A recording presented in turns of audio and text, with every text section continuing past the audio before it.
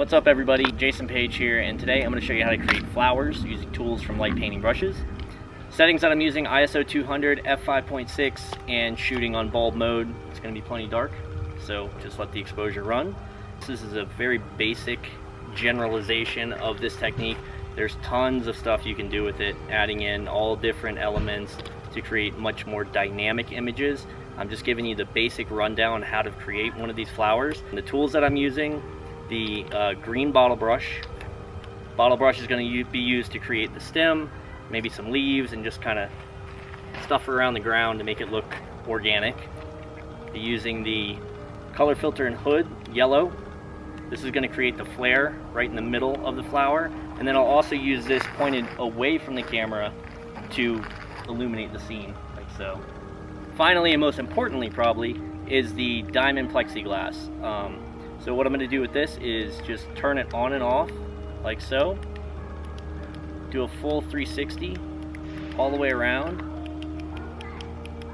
like that, and that's going to create all the petals of the flower itself. The flashlights that I'm using are the Coast G26 flashlight, and then just all the tools are attached using the light painting brushes universal connector. What's really going to help is if you use your body as a reference. So for instance, I'm going to come up with the stem of the flower like this. I'll stop right at my face, right at my chin right here. That way I know where that lens flare needs to be. So I'll come right back to my chin, turn the light on like that, and that's going to create the lens flare, and it's going to be right in the position where I need it to be. And then when I come in with the petals, I also know the middle of the flower is right here where my chin is. So I'm just going to turn it on and off all the way around like so. Just staying around my chin area, and that's going to create the petals of the flower.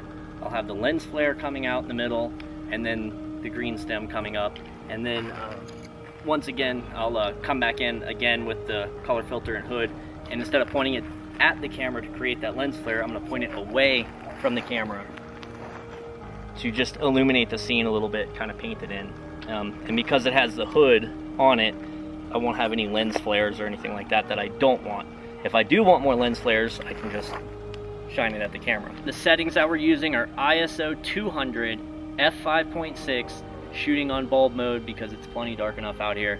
We don't need to worry about any ambient light. I'm going to go ahead and start the exposure. Alright, so first just using the green bottle brush to kind of paint in on the bottom a little bit. Some random strokes. These can be as free and organic as you like. Now just starting at the bottom, coming straight up, right to where my chin is, turn the light off. Put that one down, now coming in with the lens flare, shining it directly at the camera. 2 seconds, 1, 2, and it's off. Now back to where my face is for the petals, turning it on and off manually. If you have a light that does strobe, you can do strobe, but this doesn't do it, so just have to do it manual.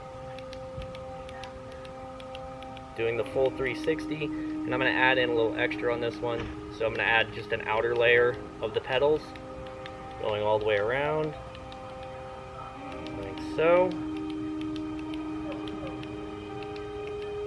And like I said, you can do as many as you want, but just to keep it simple, that's what we're going to do now, just painting in the scene just a little bit, using the cone and color filter, pointing it away from the camera, just to paint in the scene a little, give it a little extra light in there.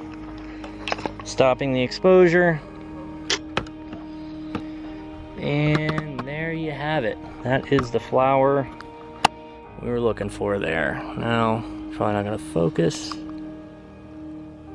There you go. So you can see how the plexiglass diamond creates the petals, the flare right in the middle is the center of the flower, and then you've got some green on the bottom. Like I said, this technique is pretty much limitless. You can add so many different things to this technique, but one of the things that I really like to do is using this paper, this like glitter paper, and you can get this at the craft store, any craft store you can pick this up at. So this paper comes in all different colors and textures.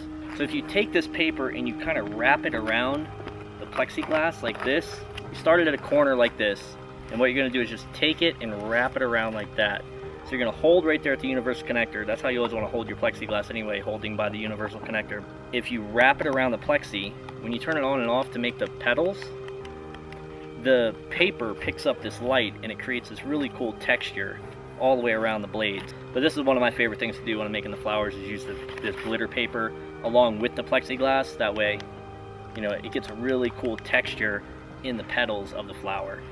Alright, so that is how you create a flower using tools from light painting brushes. A really simple technique. All you gotta do is just use your body as a guide to try to get everything lined up. Again, they don't have to be lined up. Sometimes they're better when they're not lined up and perfect. Tools I used: green bottle brush to create the greenery on the bottom and then the stem of the flower, the color filter and hood to create the flare and also to just paint in the scene a little bit, and then the diamond plexiglass, just turning it on and off manually and doing a full 360, and then adding another layer in to create just a bigger blossom. I'm going to show you guys a ton of examples of different types of flowers that you can create using this simple technique, getting it much more elaborate, much more complicated, and just adding in color and texture, and, you know, adding it into the right scene too. It really makes a big difference.